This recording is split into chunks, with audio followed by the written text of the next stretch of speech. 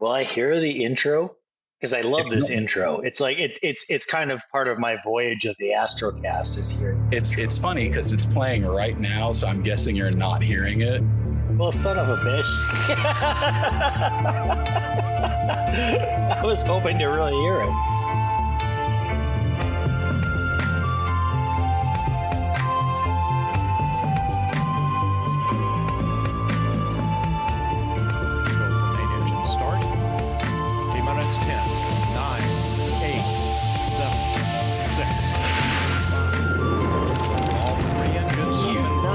Listening to the Astrocast.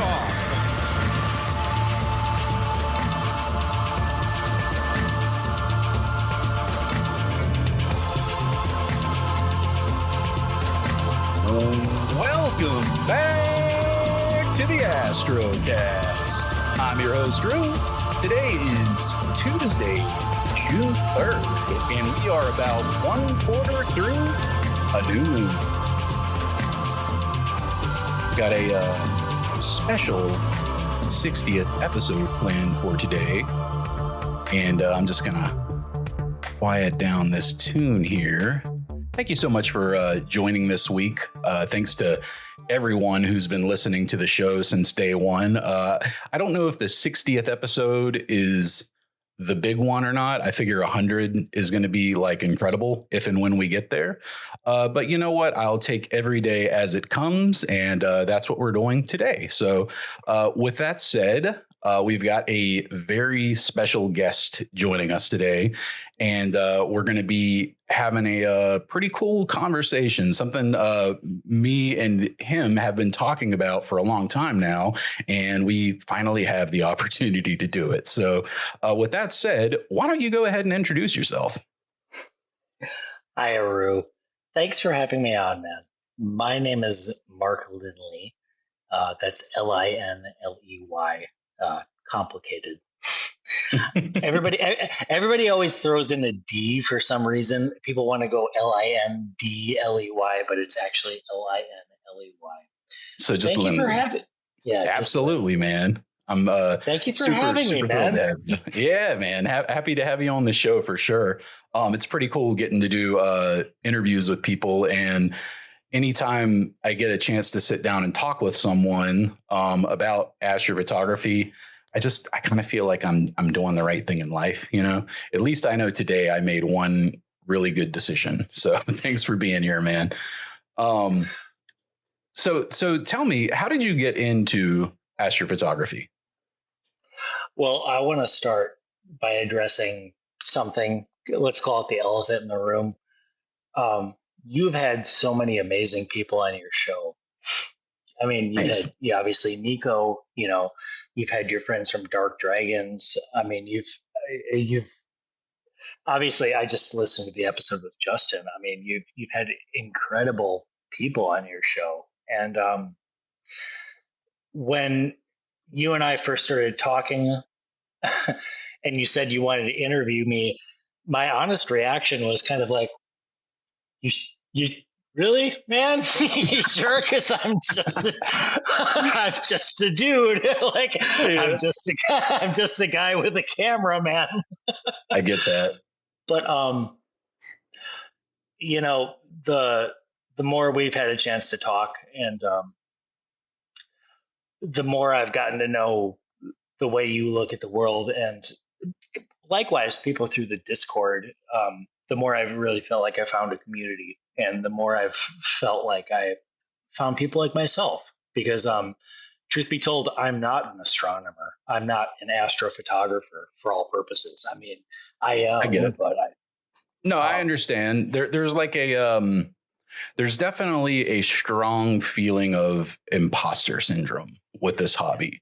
And if you're feeling it, you could only imagine how much I'm feeling it coming up on 60 episodes and on this show. I mean, I sat down with a guy last week, Justin, who like I could only dream of making photos that incredible. Like, you know, what he's doing is really special. And I know I already kind of said this, but I would like to point it out just one more time. When I asked him, like, hey, do you want to plug your socials? Do you got a website? Do you got a YouTube, etc.? No, no, no. And I literally asked him, I said, you're literally just doing this for the love of astrophotography. And he said, yep. And I was like, wow, that really humbled me quite a bit. Yeah. So, but, and well, go ahead. Well, no, go right ahead. I was just going to say, when we have this opportunity to do the things that we do, because it's an opportunity. I mean, it's something that we should be grateful for, that because it's, man, I mean, it's just such an incredible luxury that we have the opportunity to take pictures of space. Yeah. And, when we have the opportunity to do this and we have the opportunity to meet people and reflect upon the way they choose to experience it, what I love so much about it is that we're able to make it our own. Yes. And you know what? Like, I'm not Justin. I'm never going to be Justin. And I get that. Neither am I. That's fine. It really is. I mean, it's fine that I'm never going to be somebody who digs into the actual data of linear unstretched images from an astronomical. I mean, it's fine. You're allowed to do this as you want to do it. And I've found my way to do it the way I love to do it, and it's made me very happy. So, I couldn't agree more. Maybe, when I'm even older than I am now and I'm retired and I am at my cabin in northern Wisconsin, and maybe then I'll pull out those 100-hour projects. But at this point, I'm just happy living, and I'm happy chasing those targets that we can't get in the northern hemisphere. Yeah. And, that's definitely a big part of why I wanted to talk to you. So 2 reasons. You've got a really unique setup. And the reason that it's unique is because you like to travel a lot. And correct me if I'm wrong, but the predominant reason for your travel, at least in the cases that we've discussed already, is to see the most amazing skies in the world, essentially. Yeah, that's a relatively later portion of.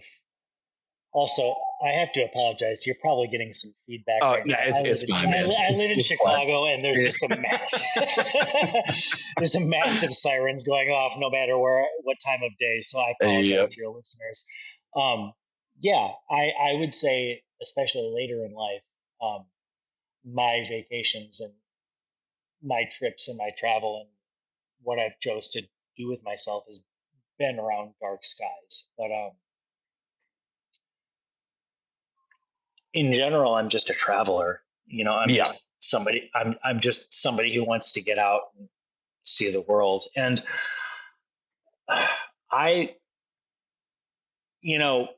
you were talking. I mean, you've made mention of this in previous episodes about the way I've designed my rig.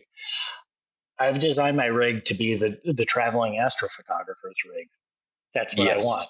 I want to be able to throw absolutely everything that I have in a carry-on and just hop on a plane and go visit Dr. Schweitzer in Switzerland or any of our friends. I mean, like that's just who I am at this point.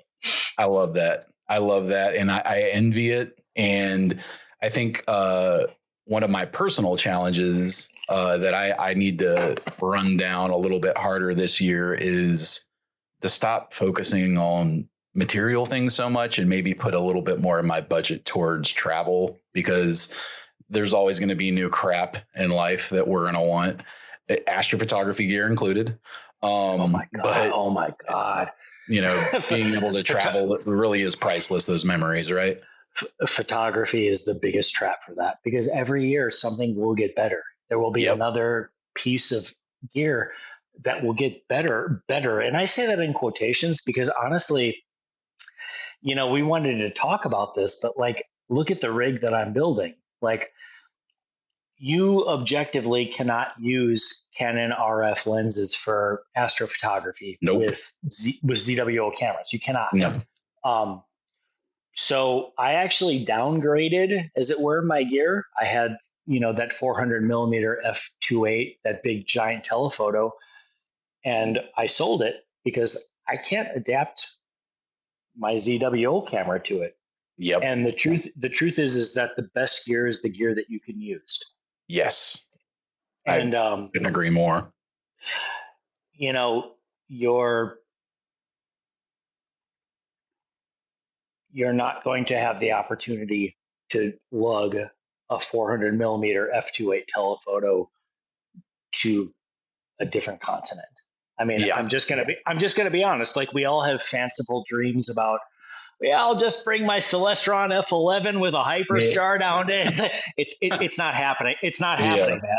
I mean, unless you have the wealth of somebody like Jeff Bezos, like it's not happening, So for me, where I'm at is I'm just at a point where I want to have portable gear that I can truly take anywhere, that is not going to involve extra baggage fees, that is not going to involve me passing off my gear. Yeah, that's huge, right? You do not want to hand your gear to have it tossed underneath with 50 suitcases on top of it when you've got your literally entire reason for your trip in that bag.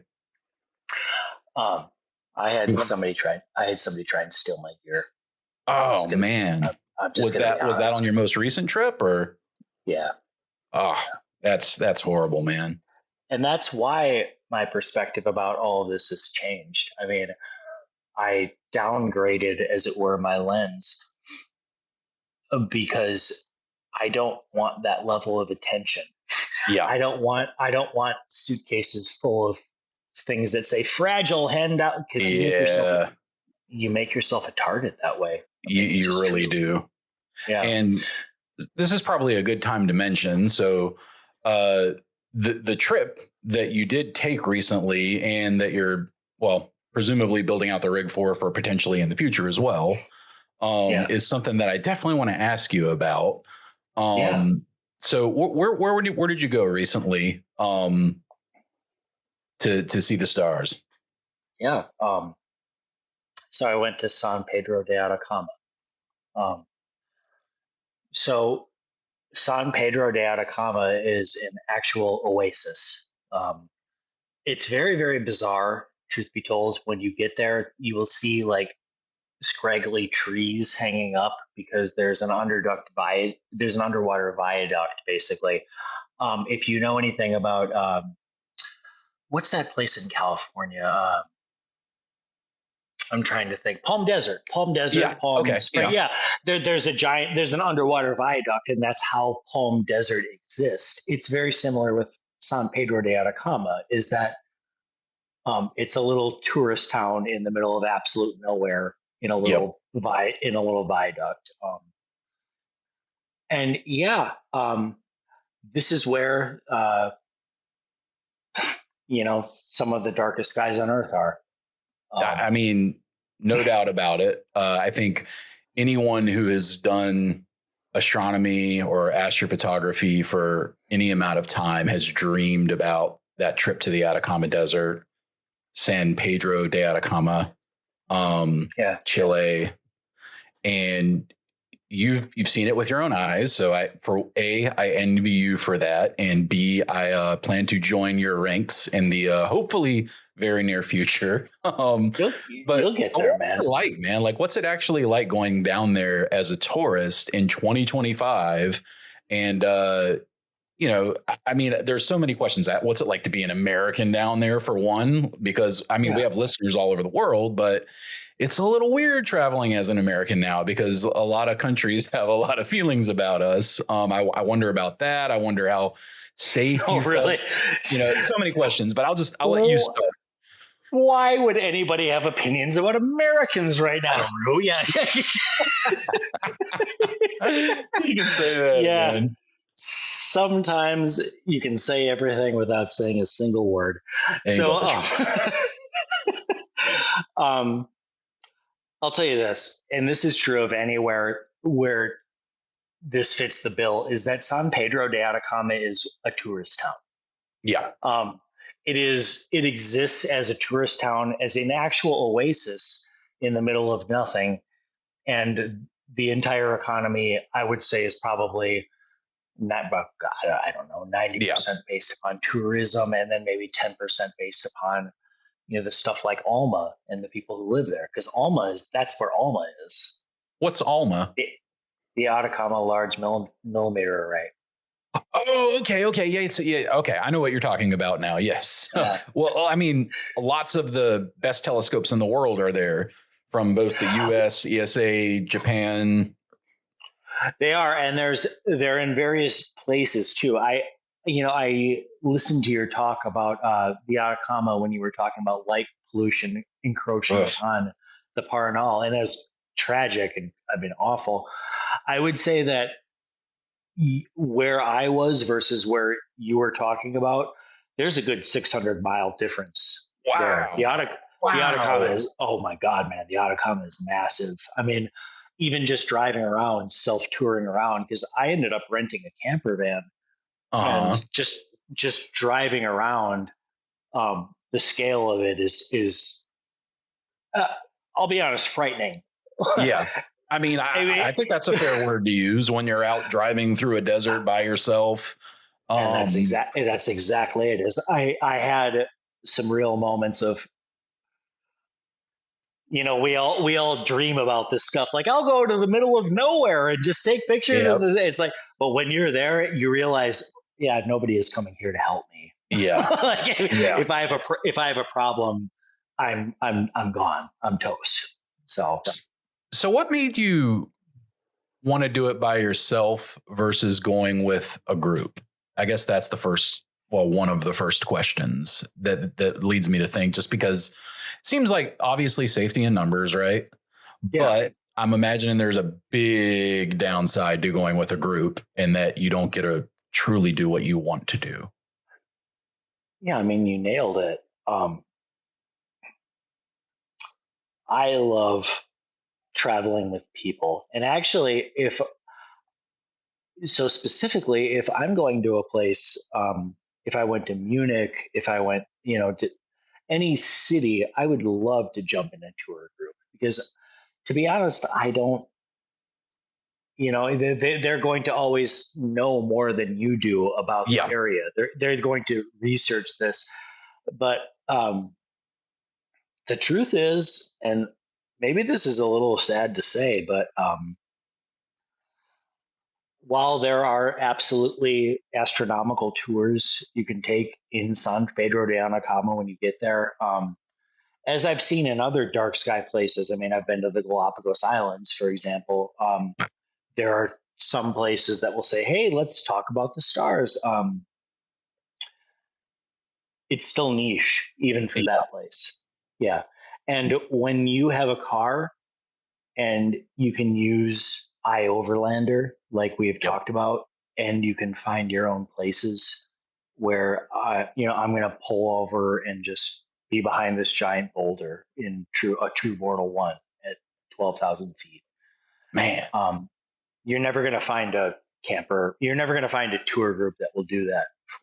No, they just won't. I mean, they'll go, I would imagine, for a couple hours somewhere and then they won't even go for a couple hours, man. I mean, like, honestly, the tour groups, I can't stress this enough. San Pedro de Atacama is an actual oasis. There's nothing surrounding it. Okay. So even a lot of the higher end hotels, like Explora Atacama is a very famous one, Nayaro Atacamas, they're just on the edge of the town. They don't go places. I mean, they don't really take you out into where I was, for lack of a better word. And I would imagine with it being so here's a question. You land, do you land in de Atacama? Is there a small airport there? So what you would do if you went, again, it's complicated. If you went the route I did, what you would do is you would land in Santiago, and then you would take a flight to Calama. That's Calama, Calama. Okay. And then from there, you would either book private transport. Sometimes hotels have a place that would take you there. You could obviously rent a car too. That takes you into San Pedro de Atacama, which is about an hour. It's about an hour east of Calama. And Okay, so land, hop in a car, drive for an hour to get to the town that's in the oasis. yeah. And after you get your camper van, how far away did you drive from the oasis? It's a good, yeah. I mean, I did a lot of driving. Yeah. That's and that was the fun part about it, is that there were days where I went back specifically to the Valle de la Luna, which, the Valley of the Moon, which is, by the way, where NASA tests its Mars rovers. Oh, I don't know wow. if you knew, I don't know if you knew that. Yeah. Yeah. So NASA actually, I don't know the name of the Venus rover as well, but I know that NASA has tested the Mars rover in the Valle de la Luna outside San Pedro de Atacama because it's Mars. Yeah. I mean, you showed me a photo and said this place is Mars, and that the first email that you sent me, in fact. And I looked at that photo, and I always, whenever I see a really cool photo, I always want to look at it on a big screen. I hate looking at photos on tiny little cell phone screens. So I immediately go out to my big TV in the living room and pull it up. And I'm like, my God, that is Mars. Like, unreal, the landscape out there. Yeah, it's the most alien place I've ever been. I mean, and I know that's crazy. I don't. There are some staggeringly beautiful landscapes in the United States. I mean, Utah is an incredibly beautiful place. I'm not trying to lessen the places that other people have been, but until you get to the Valle de la Muerta, the Valley of the Death, until you get to the Valle de la Luna, until you get to the Rainbow Valley, you don't really understand Mars.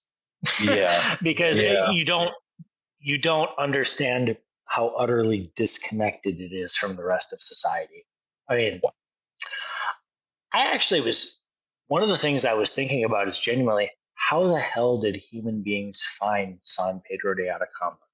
Because Calama itself is about, 2 hours from the Chilean coast, and Chile is a very narrow country, as you know. Yep. And then to even get an hour and a half and find this little oasis in the middle of nowhere, it's like, how did you guys even find this place? It's humans are nothing if not resourceful, and inquisitive. Yeah. So that's crazy. So would you see people occasionally? I mean, I'm like, how often would you pass another car on the road if you were heading from one area to another that's, I don't know, 100 miles away? I don't even know how far these distances are. They sound massive, but how often would you run into folks? Well, that's, the interesting thing is, as desolate as San Pedro is, I mean, I think the actual year-round population is maybe something like 4,000 people. Oh, wow. Yeah. Man, that's like a small town almost in North America. 4,000 people is smaller than the town I grew up in. They rely entirely on tourism. And what's wild, and what's wild though, man, is you will be in this place where you can see zodiacal light, and you can see these you can be in a town where I can look up and just say I can resolve the faint little pink red outbursts of hydrogen alpha with my naked eye. And you really can. You really can. And that's in town. Wow. That's unreal. So I can't imagine. San Pedro de Atacama, the city itself, sits at 8,500 feet. And, I was there to acclimate for the first couple of days, and my days acclimating were already the most amazing days of imaging that I ever had in my life. Wow. But when I never thought about it like that, because you always hear about having to acclimate, and you're like, man, I don't want to waste 3 days having to get used to heights. I'm like, nah, man, it's the best heights you've ever seen, and they're only going to get better. All right, Rue, I'm not going I'm not going to give away my secrets. You've talked about, and we've talked about iOverlander. Mm-hmm. When I truly went out with the camper van just by myself, I was the smallest living organism within about 20 miles Wow. because I was in a place where bacteria does not live. That's Because crazy. it has not had rain there in some of these places for 300 years. And I mean, that's why the telescopes are there, because it's just. Well, that's specifically where I was, so there are a couple of main routes in San Pedro de Atacama. One of them will take you basically straight east-west, and that's Ruta 27, and that will eventually lead you into Argentina. And that was the one that I primarily used for my dark sky camping. And once you get out of the city, man, I've never seen anything like it. Wow. I mean, I saw the Milky Way cast a shadow. I dream about seeing that, and I've been to Bortle 1 skies, not high elevation Bortle 1 skies, unfortunately, but that's just something for me to look forward to, is the way I see it. And I've tried, but it's not dark enough where I've been. It's not. Yeah. I've described this to some friends that something people don't talk about is astronomy and astrophotography can be scary. Yeah. The first time I saw an unexpected aurora, I thought the world was ending. I was like, "What the hell? Man. What's going? What is this damn spider reaching across the sky?" That's like, right? It's terrifying. And when you're in a new set of constellations and you're in a new set of skies, at least to me, it was scary, man. I know. So it's very, very disorienting when you are in truly dark skies. And if you've ever been to a true like Bortle 1 and had a cloud go by, people don't realize this, but in really dark areas, clouds are just blackness that move over the night sky. Like you see stars and then they disappear. And you're like, what happened to the stars? And for me anyway, I have to look for the Big Dipper because that's the only way I can get my bearings because there's so many stars. So if you combine that with being in San Pedro de Atacama with a bunch of constellations that you're not even used to, like, oh my God, I can't imagine how disorienting and, I mean, honestly, terrifying that could probably be. Yeah, man. Okay, so check this out. I was there at the crux of the seasons, which meant that I had Milky Way visibility, but they were moving into their winter.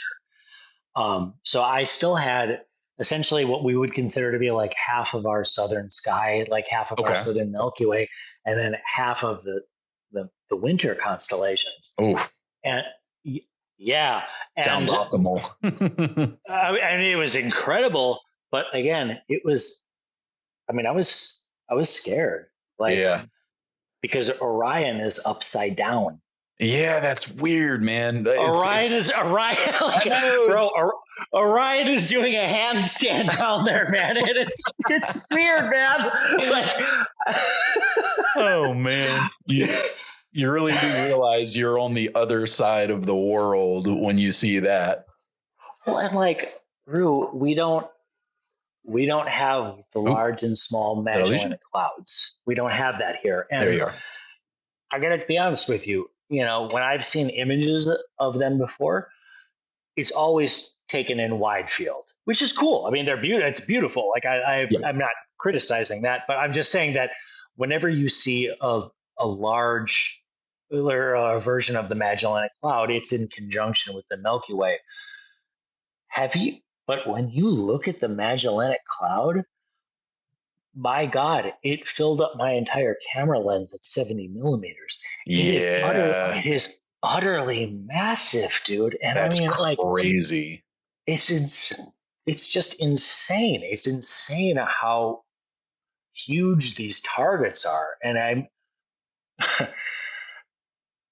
until you get to a place that is so lacking in light pollution like San Pedro. You don't really have a full appreciation for just how mega these things are and how deprived we are for not seeing them, to be honest. Yeah, that's, as you know, that's kind of like my passion project on the show, is spreading awareness of light pollution. And I feel like it's frankly always going to be a losing battle in the modern world that we live in.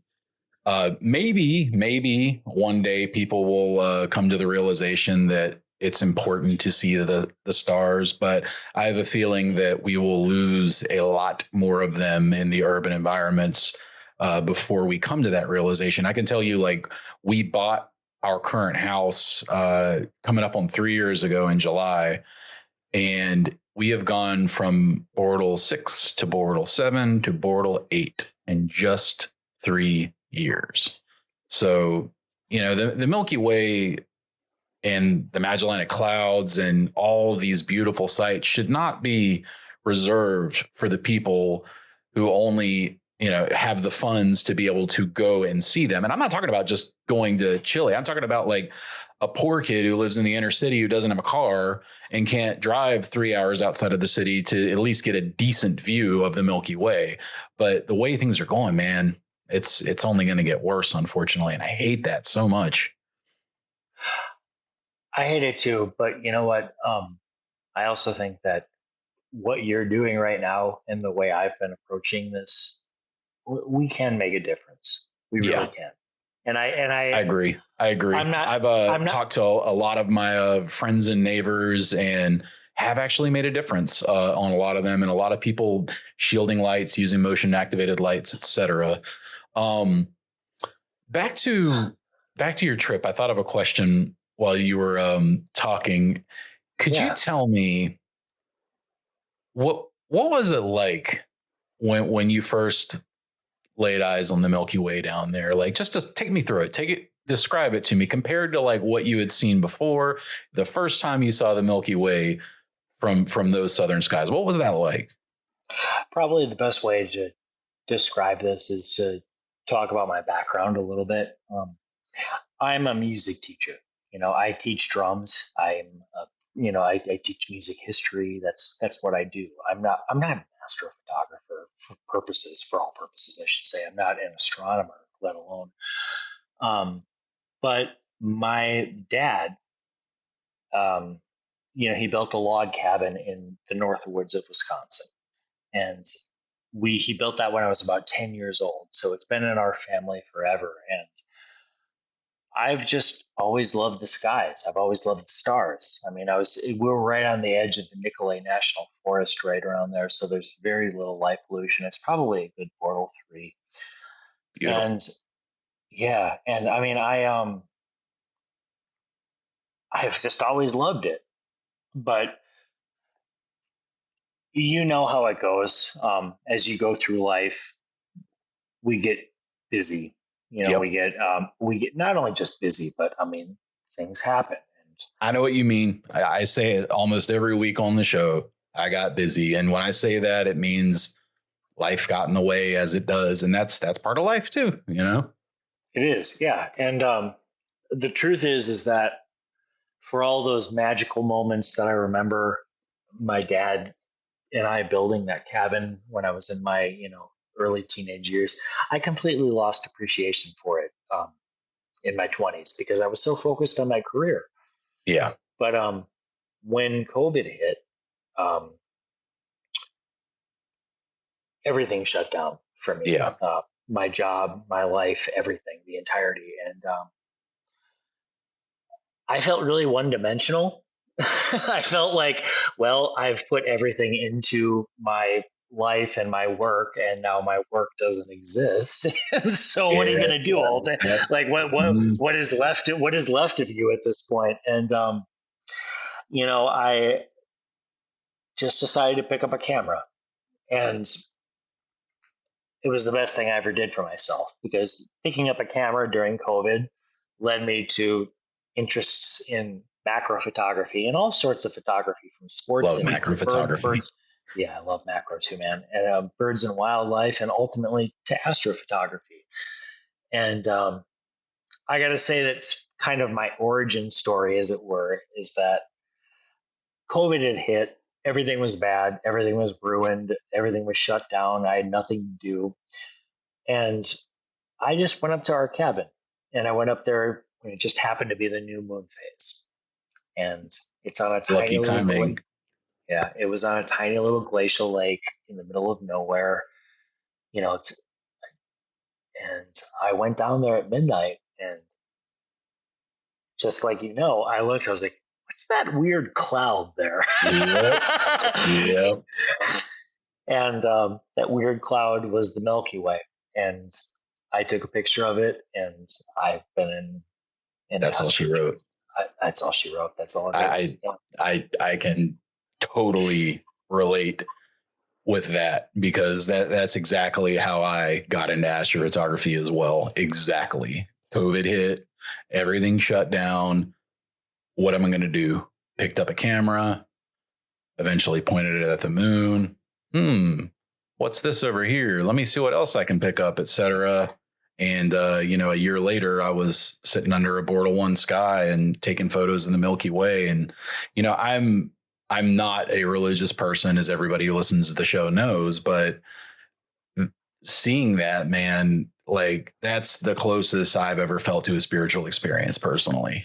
Because it really puts things in perspective when you kind of even have a rough understanding of the numbers behind, like, how many stars are in our galaxy and how many galaxies are in the local group and how far it is to the next galaxy. And I mean, I'm sure we could go on all night about that, but it really does put your small life into perspective in what I feel is a very healthy way. Well, and Rue, that's the extent of where I am right now. Is I want to feel small. Yeah. I want to feel that feeling that I felt in front of redwood trees, where you're sitting in front of 3,000-year-old trees that are impossibly high and tall and thick, and I want to be in front of such beautiful night skies like I saw in San Pedro. I mean, I want to feel small, because it's it's only when you feel small that you can learn. That's when you've been humbled like that, when nature has truly humbled you, and you realize, man, nothing I will ever do as an individual will compete with the grandeur of the world and this cosmos. That's when you grow. I couldn't agree more, man. I really couldn't. How long did you end up staying down there? I was there for 12 days total.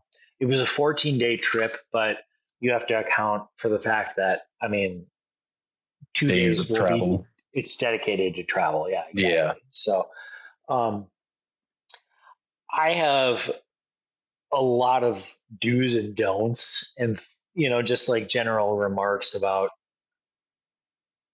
my experience. The first thing I need to tell everybody, though, if you're listening to this in hopes of going to the Atacama Desert, is learn your Spanish. Okay. Yeah. And I mean, even, it's universally true, no matter where you go, that younger generations tend to know more English. But I was actually very, very surprised, even within the younger generation there, that there's not a lot of English. So know your Spanish, get a tutor, go with a guide, whatever you need to do. That's one of the first things, the first big tips I have. That's excellent advice. Yeah. Well, because,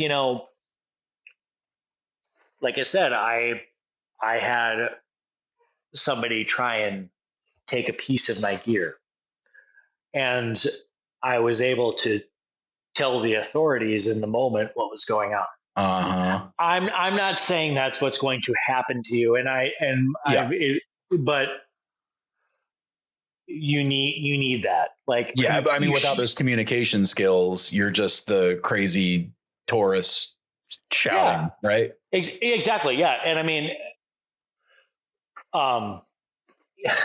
even just the smallest levels of like respect, even if you don't go there to like planning on learning Spanish, when you can tell somebody, estoy buscando para este sort of, like they will understand, like, this person is trying, And I would imagine that would ingratiate you a lot more to the locals when you don't show up like waving your American flag and why aren't you speaking English and everything else. That's not going to fly there. Man, and it's so funny.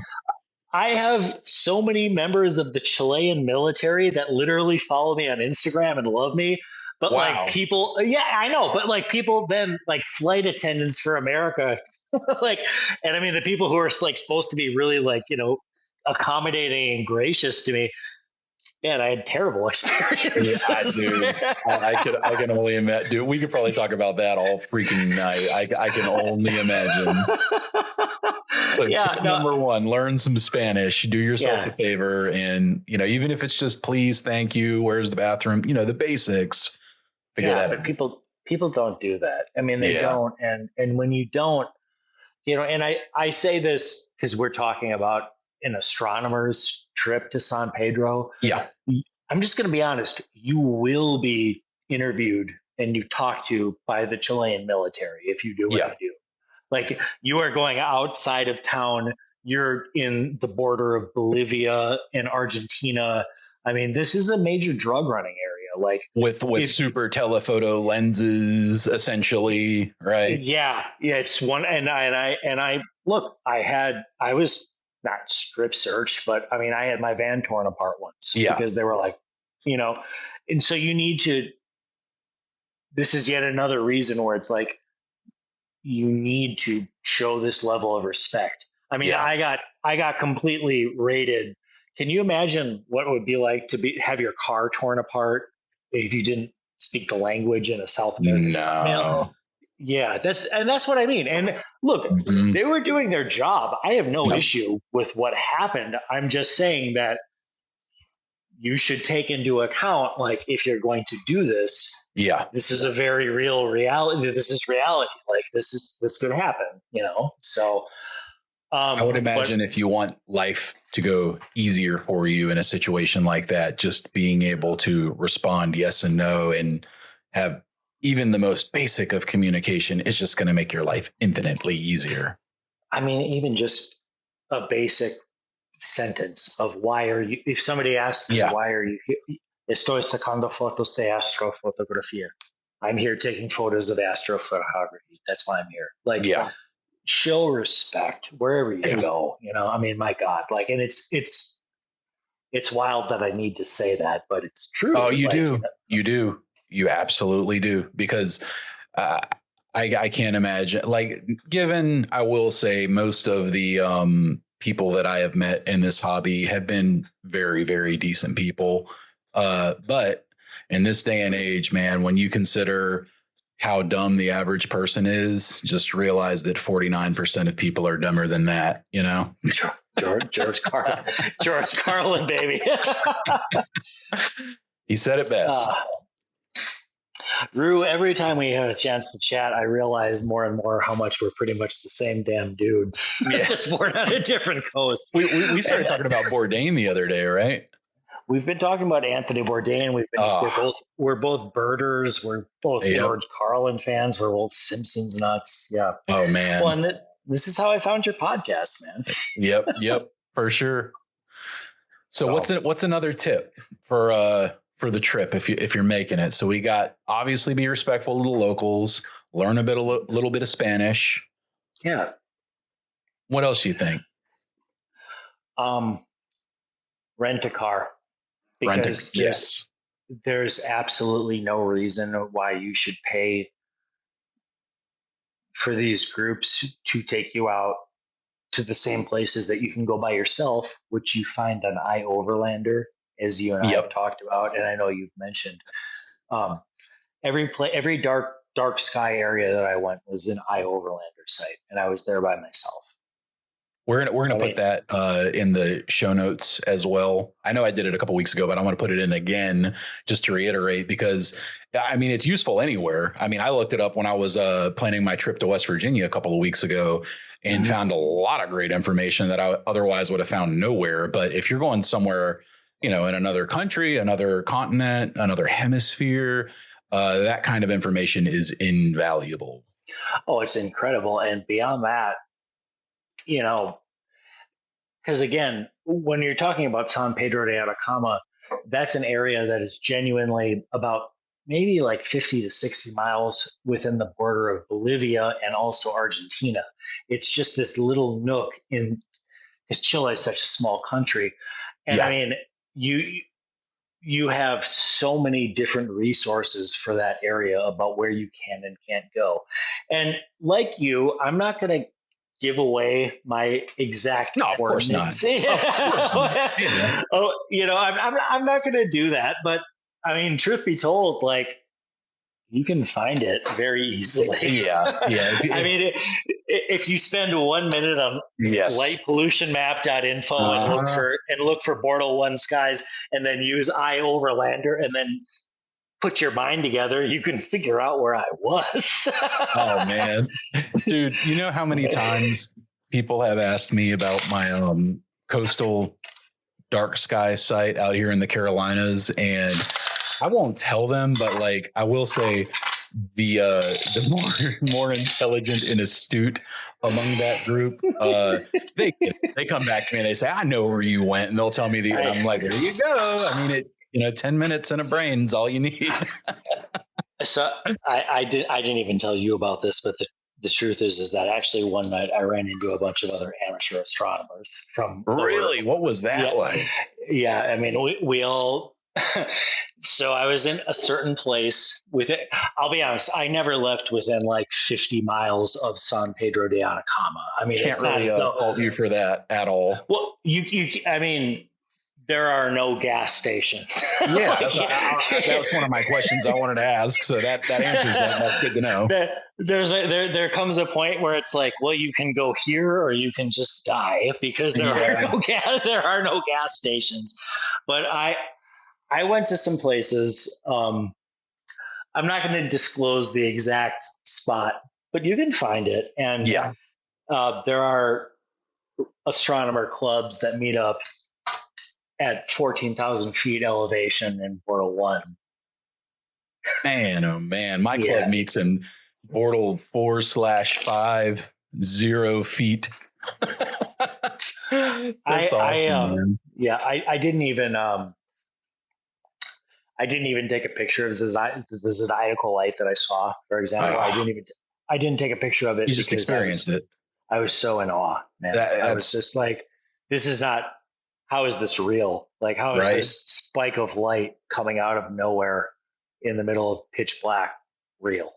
Zodiacal light is, I want to say it's probably impossible to find on the East Coast. I don't know. I mean, you tell me. You think you could find it anywhere on the East Coast? Maybe in like the darkest areas of West Virginia, way up in the mountains. But even then, I don't know, man.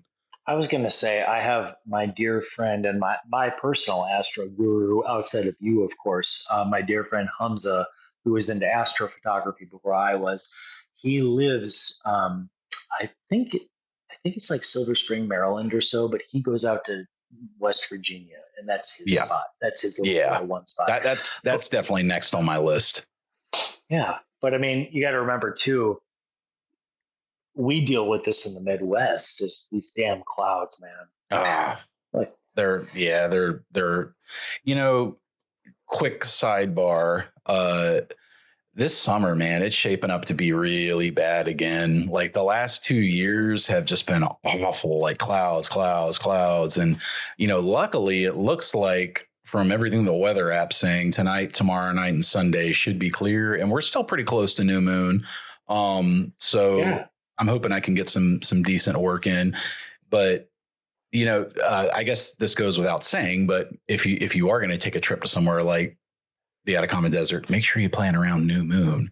Wouldn't it suck to get out there and be at full moon? Could you imagine? So, and this is another little tip I have to give. Okay. So, as I said, I was there in the perfect crux of the seasons. I saw like both the Milky Way and some of the winter constellations coming along. Yeah, I mean, it was insane. Literally 1 month before that is what they call the Bolivian rain season. And The only time of the year that there is absolutely any rain in the Chilean Atacama, and it happens between late February to early March, and it's a catastrophe for a lot of people because a lot of people go to the Atacama for this kind of trip, and then they get rained out.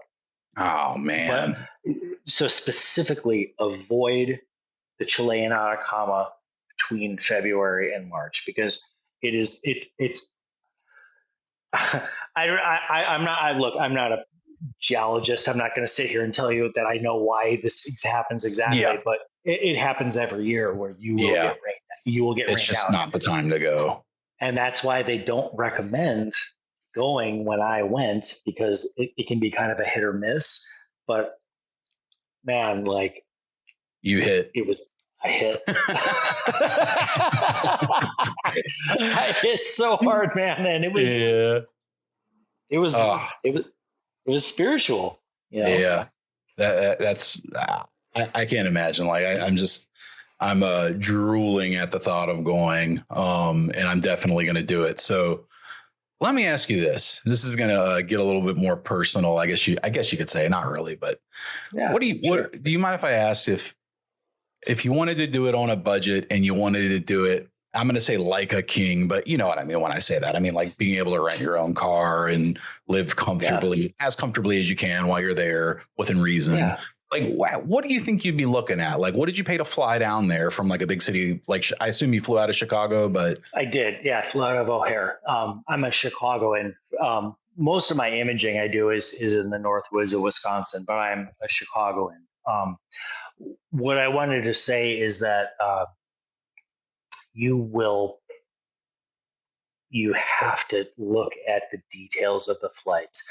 And okay. I know this sounds, I don't want to sound condescending because I don't want to try and say to people like, look at your flight. But like, I mean, really like you'll see flights listed for $800 and that sounds amazing. But then it's $500 per extra bag, and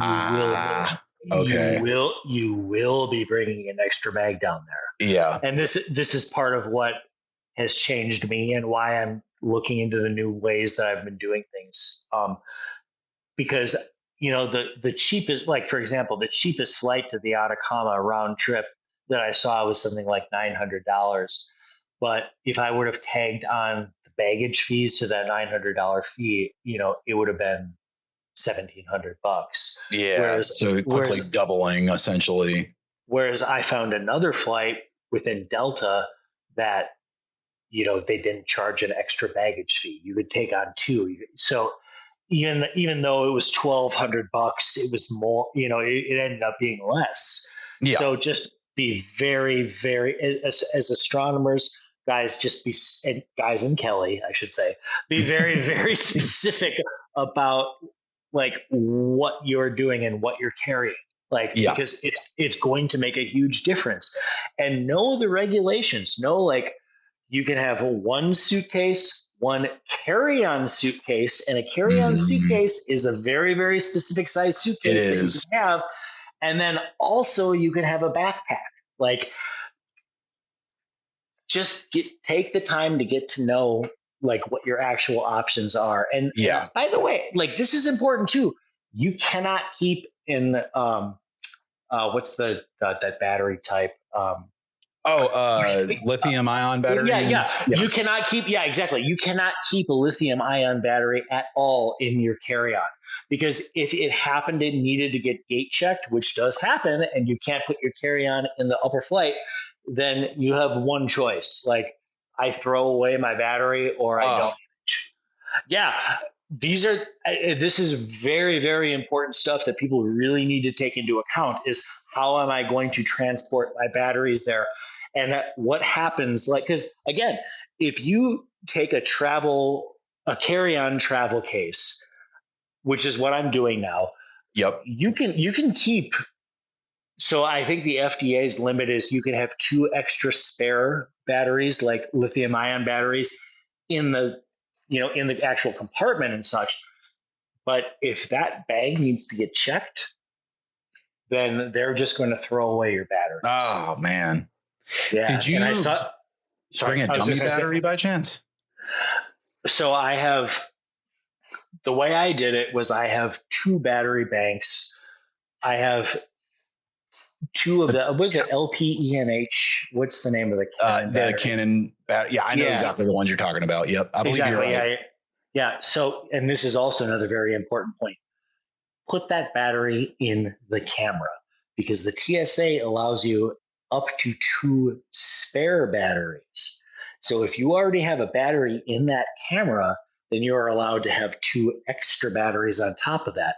Whereas if you just had a bag full of batteries, the TSA would say to you, no, you cannot take all these extra batteries. But since one was already in the camera, and then you can say, here are your regulations, I'm allowed to carry 2 extra ones. Yeah, these are the sorts of things that you really need to look into if you're going to do this sort of traveling astro. That really makes sense because, again, like you getting your photos could depend on you knowing those regulations versus getting down there and not having anything. 100%. Also, I would highly recommend that people bring a power inverter. If you go to the Atacama specifically and you rent a car, by the way, it will be a manual car. Yep. Like, just so everybody knows. Yeah. If you're anywhere you go in South America, you will be driving stick. Yeah. So just gonna put that out there. But I mean, specifically, like these things really, really matter. Where it's like, how can I bring the most amount of juice with me? Yeah, I brought solar panels with me. I brought solar panels and kept them in one of my carrying cases because it was like I don't know. I brought a power inverter with me that I could plug into the cigarette lighter of the rental car that I had. Like, you need to take all these extra steps to make sure that you can make it work. Yeah, that makes perfect sense. And I guess it's funny because I talked to a buddy of mine. Gosh, it's probably been a year since we had this conversation, but we were talking about potentially making a trip to Australia to visit a friend down there. And I said, we're really going to have to, think about what we want to bring. And he says, well, if we're going to Australia, man, we're bringing everything. And I was like, no, we're not. We're not bringing everything. Nope, not going to happen. And then on top of that, like if you get down there and you don't have something, you are not going to get it because it's not like you got 2-day Amazon Prime out there, right? I mean, was there a general store? Was there like any kind of anything you could get or? Oh yeah. And I mean, like this is another point that's worth bringing up. In San Pedro de Atacama, again, it's a tourist town. They know tourists are going to show up and have the wrong size battery plug. Because, you know what I mean? Like they know, like there are stores for all that sort of thing. I bet, but you're going to pay. Oh man, dude. So I'll be honest with you. I went through a company called Wicked Campers is the name. And it's like, if you ever want to, you can probably find it if you want to link it, like Wicked South America.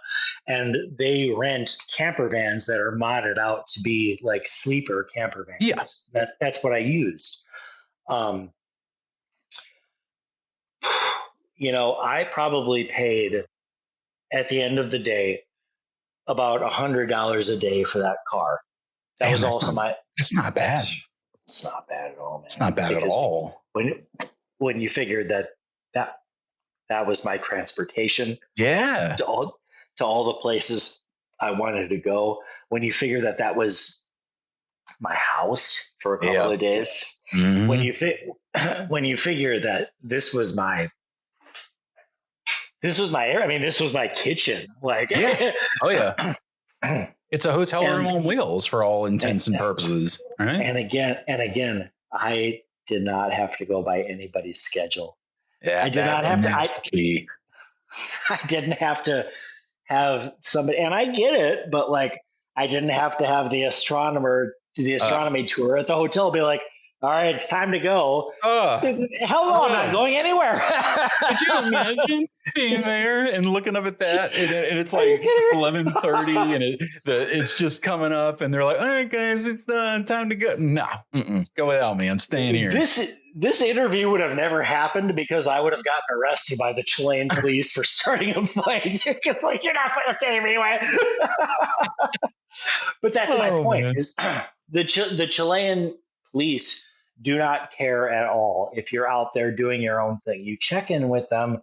You just let everybody know what you're doing. You let them know where you are. You're absolutely golden. But you can't have that sort of truly free experience in the Atacama unless you rent a car. That makes sense. Rent a car if you're going to go down there. And I specifically recommend going through Wicked, by the way. Wicked South America is why I went. That's a great tip, because I would obviously want to rent a car when I was down there, and I'd want to know, what company to rent it through. So that's excellent to know. You touched on something a second ago that I think is worth mentioning. We talked about some of the scarier stuff earlier, but a really good point to make is that, again, it's a tourist town. They want people to be happy. They want people to spend money. They want people to do as much astrophotography as they can, because ultimately that brings more prosperity to their city. I need everybody to understand this. Is like, these people want your money. That is 100. Like, no matter what your thoughts are about what is going on in this world, you need to understand that this is a tourist town, and they want your money, and they're going to treat you so well. Yeah. I mean, even though, as I said, like, there, a lot of the knowledge of English is spacey down there. This is 100% a tourist town. And even, I mean, let's be real, even the more nefarious aspects of South America, they recognize that. Yeah. They're not messing with San Pedro de Atacama, dude. I mean, you're fine. Like, you're not going to have a run-in with the descendant of Pablo Escobar. You're just not. They want things to be fine. They want San Pedro to exist as a little tourist town where everybody can be happy and do their own thing. You are 100% okay. That's good to know. What you need to be aware of is when you're in big cities, but that goes for anything.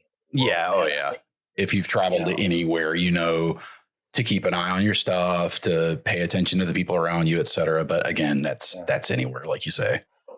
And by the way, go there with your damn DSLR or mirrorless, because you don't need fancy gear to do this. I mean, Rue, you and I talked. Look, you saw the images. My stuff, my images from that place were genuinely with unmodified stock gear. Now, very nice gear. I appreciate that, man. I will say it's very nice gear. I'm not going to hide that. But this idea that you have to have, ultimate astrophotography gear to even make this worthwhile it's just so untrue. It's nonsense. I couldn't agree more. The experience alone, I mean, even if you only could bring your, and I would never encourage this, but even if you could only bring your smartphone with you, I could guarantee you seeing the Milky Way and the zodiacal light and just the experience as a whole would make it worthwhile. So any gear that you bring is going to be icing on the cake, right? Well, I sent that picture to you, man. Like, I took a picture of my lens on my mount under the stars in the town itself, and the lens was sharp, and there were probably about 300 stars, and it was just a little 2-second phone exposure. I mean, that's incredible. It's funny. I just saw a message pop up on our Discord from Kelly. You mentioned her earlier. Hi, Kelly. Yeah. Hi, Kelly. She mentioned bug spray just now. What do you guys use for bug spray? She mentioned DEET. You said you were the largest living organism. Are there any bugs down there? Do you got to worry about any bugs? Mosquitoes, maybe? Do they come through or no? Nice. That is nice. There's So there's like three animals you need to worry about. The Chilean recluse, which is essentially the brown recluse of Chile. Oh, Which, God. yeah, no, I mean, I Hell didn't. no. I know, man. I didn't have any run-ins with that guy. There's the Chilean recluse. There are a few species of venomous snakes, but you would very, very rarely see that. But puma, um, Oh, yeah, there are puma. not just there are puma since COVID when everything shut down. The vicuñas, which is like the it's a type of vicuña is a type of I don't know, say camel. A vicuña is a type of like llama that's Okay. native. Yeah, they had a huge resurgence during COVID, and as such, there's pumas in the Atacama, Really? and you Wow. need to be careful. So I guess that begs the question then. Obviously, be aware of your surroundings, listen, pay attention, and that's very important when it's 4 o'clock in the morning and you're jet lagged in another country. But do they recommend anything? Is there like bear spray or anything of that sort, or do you really just need to be on your toes and ready to hop in the car if something happens? I got chased into my car by a pack of wild dogs. Wow. Okay. You don't.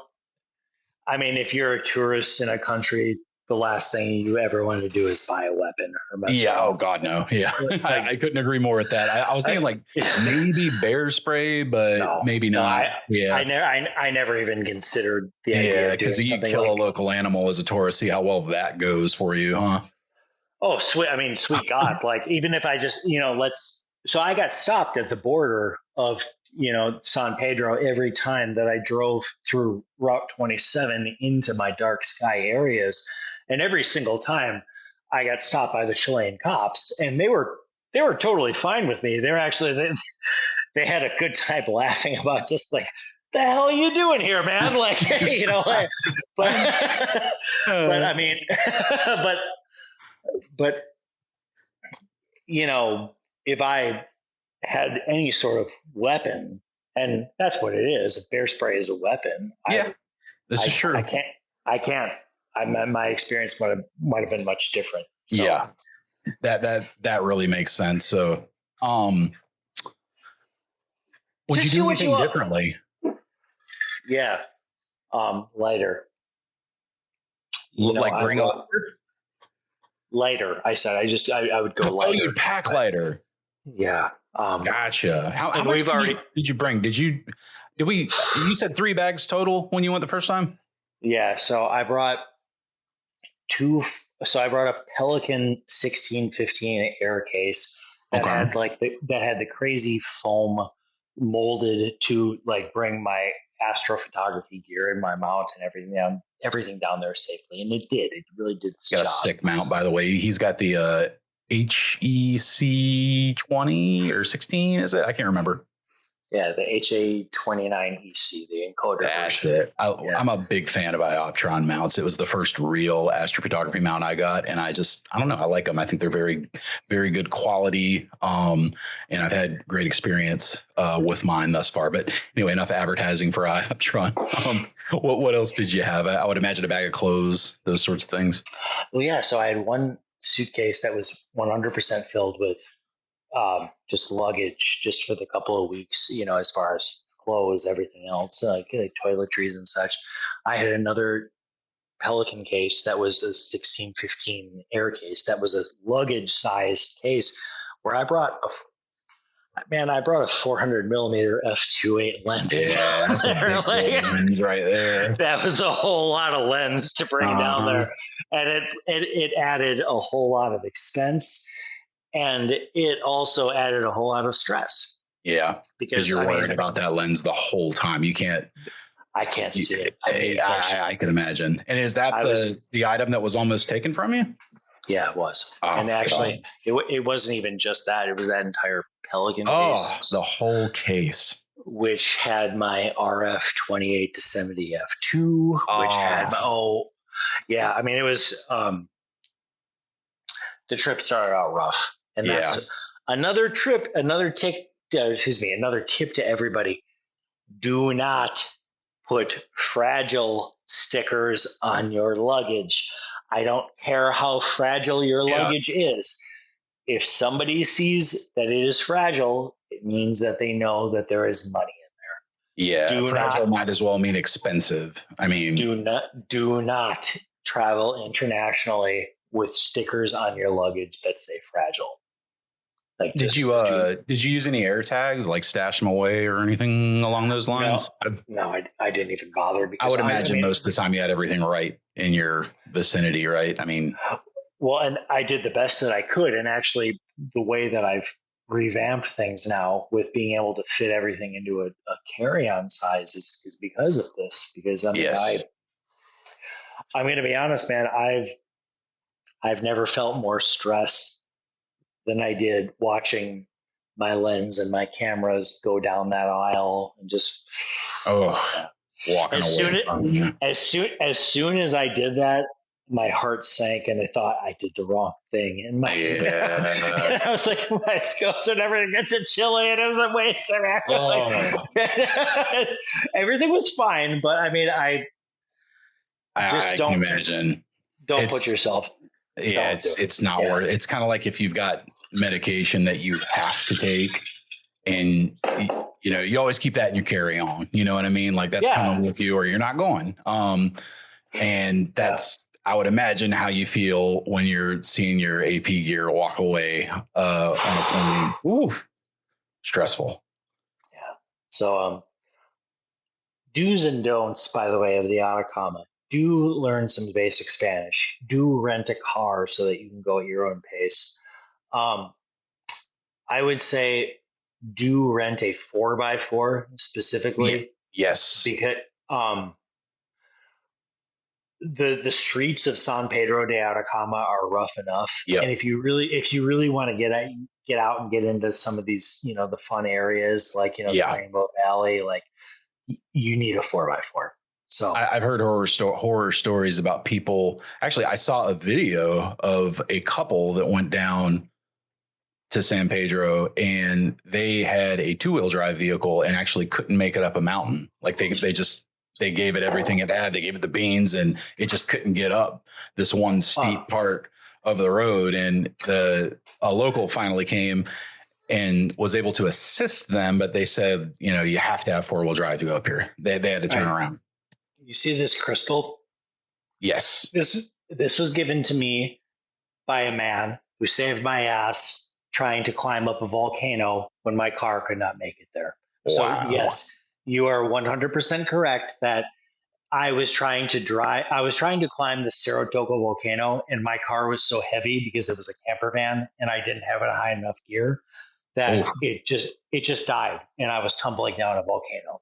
Oh my God. That was on your birthday too, wasn't it? If I remember. It was my actual birthday. Yeah. Oh man. Yeah. I remember that. It was like the first time we talked, and you were like, it's my birthday. I'm going to check out this volcano. And that was when I checked in with you guys. I was like, hey guys, I really like this podcast, and I need some validation that I'm okay, because I almost just died trying to do astrophotography.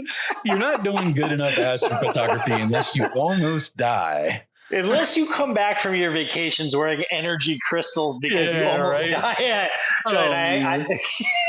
I bought this thing off a guy who jumped my car at 17,000 feet. January. Wow.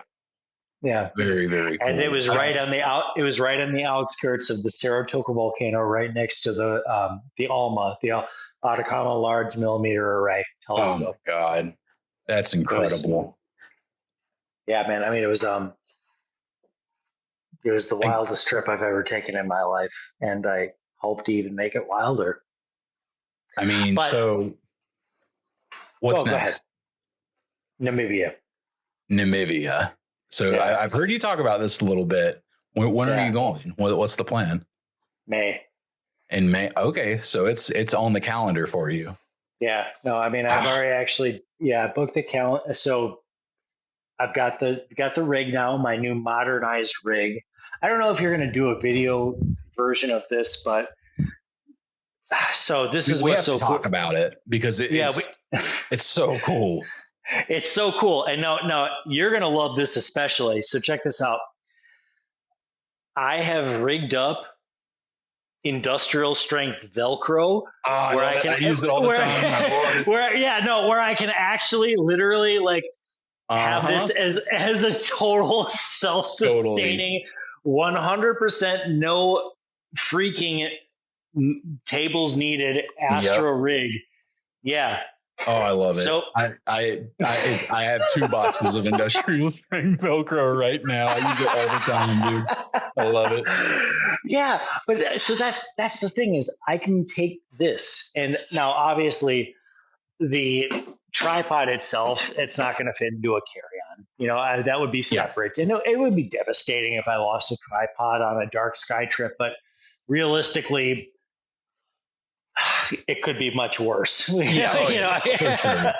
And you could find another tripod if you had to. You'd pay out the ass for it, but I would imagine in any photography type tourist destination, people are going to be selling tripods.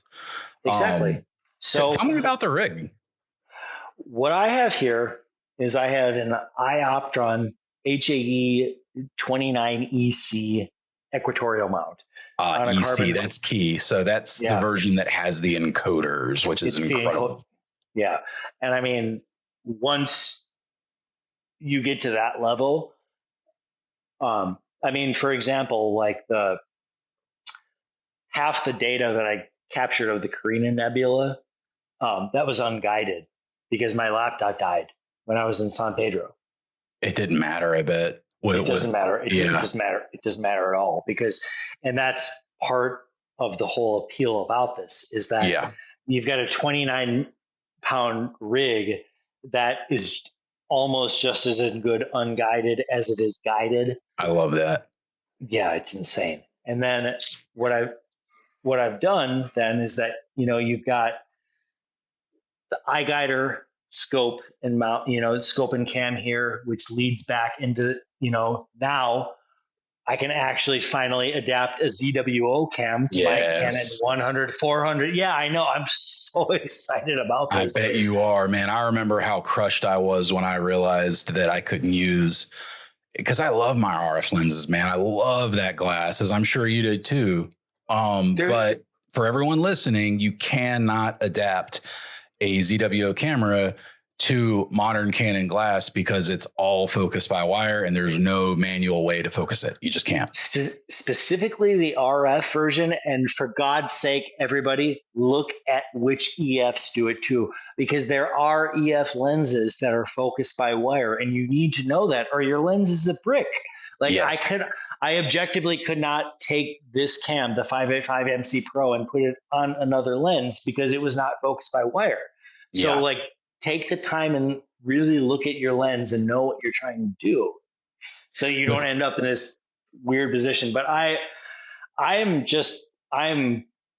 so thrilled, man. I'm sure you are. So I have an R6, a Canon R6, a Canon R7, and then now my 585 MC Pro. Nice. So I have 3 different sensor sizes. All of them work with this EF 100 to 400 millimeter f2.8, or I'm sorry, not f2.8, f4 to 5.6 L.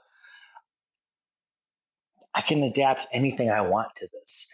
Like I can have 100 millimeters in true full frame and do Rollo Fiucci. And then I can, like you talked about, I can throw a teleconverter on this thing, put it up to 400 millimeters, which gives it to 800 millimeters, and then throw a 585 MC Pro on it, which given the 2.2 times crop of that means that I'm effectively imaging at about like 1760 millimeters. Oh my gosh.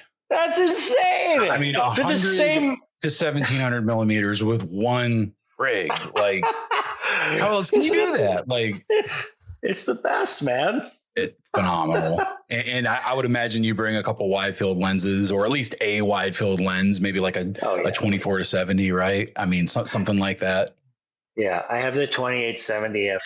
I don't do that. Okay, that's a phenomenal lens. I had the 24 to 70, as you know, f2.8. But man, that f2.1, even sweeter. So yeah, that's a hell of a rig. And I mean, honestly, like if you're going to do that kind of traveling more than once, it makes sense to have it, because I mean, you're going to be able to do literally anything you want in the night sky. I mean, from wide field Magellanic clouds all the way to small planetary nebula and galaxies. That's 100% where it comes from. And the way I started this, when you and I were talking, and I don't even know if you were recording at this point, but make it yours. You know, Yes. this is about what you want to do. And for me, look, I probably won't ever be a Justin. Yeah. Oh no, I get it. I won't either. I've accepted that, and I'm okay with that. And I am too. But maybe I can be traveling astrophotography Anthony Bourdain. Hell yeah, Maybe man. maybe I can be this person who has this beautiful lightweight rig that I can take all over the world and show people how gorgeous the world is, and still take pictures, still take professional level astronomy pictures at night. No doubt about it, man. I've seen your images, and without a doubt, you're certainly on that path, my friend. Hey, thank you, man. Like, thank you for doing what you do. No, I don't think enough people thank you for doing what you're doing. Because, I really appreciate that. Every time I get like a message from someone or a letter from someone, it humbles me so much and just really encourages me to keep doing better and better episodes of the show, do more and more research, find more interesting topics, take more photos, share them with more people. I mean, it's awesome, and we really are growing a really special community, I feel like. So, Mark, thank you, man. Thanks for coming on the show. I really can't thank you enough. We got a supersized episode out of this, and I think the subject matter, frankly, it's about as good as it gets, man. So thank you so much for coming on. Hey, thank you for doing what you do. Like, Rue, it would mean a lot to me if you included this in the episode. I know you're going to obviously edit, do your thing, but Rue, I was going through a really hard time in my life, and the Astrocast made it a lot easier. So I just wanted to say thank you. Thanks, man. I really, really appreciate that. Probably more than you'll know, because without getting into too much detail, we have similar backgrounds in more ways than one, and I can definitely relate. So thanks so much, Mark, man. I really appreciate it, man. We'll talk more. This is the first of many, okay? Absolutely. We'll talk soon. All right. Love you, brother. Take care of yourself, okay? You too, man. All right, man. Good night. Thanks, guys, so much for tuning in this week to the Astrocast. You have been listening to an interview with Mr. Mark Linley. He is a member of our Patreon and a very active user on our members-only Discord. If you would like to join the Discord and become a part of the bigger conversation that we're always having, you could do that at patreon.com/the Astrocast. We have levels available as little as $1 a month. I really try to make the barrier to entry, as low as possible for those of us who just can't afford giant recurring monthly payments. For those of you who do support the show and, give $1, $5, in some cases much more, a giant thank you from the bottom of my heart. I'd like to take just a quick moment to thank a couple of our new members, Parrish and Jermaine. Parrish, you might have been thanked 3 times on this show now, man. I can't remember. I'm sorry. I've got a terrible, terrible short-term memory. I blame my teenage years and early 20s. Let's just put it like that. But thank you guys so much for tuning in this week. We will be back next week with another new episode. Until then, as always, clear skies.